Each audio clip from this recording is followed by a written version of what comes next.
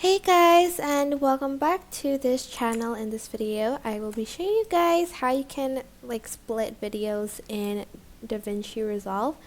So you can use this one. I like to use this one and it'll just split the video right away. I think you can also use this one, but I'm pretty sure it's more difficult. I don't really know how to use this one, and also this one too. I think it's just too marked, but I think this is the only way to trim videos, split it in DaVinci Resolve. It can only trim it, split it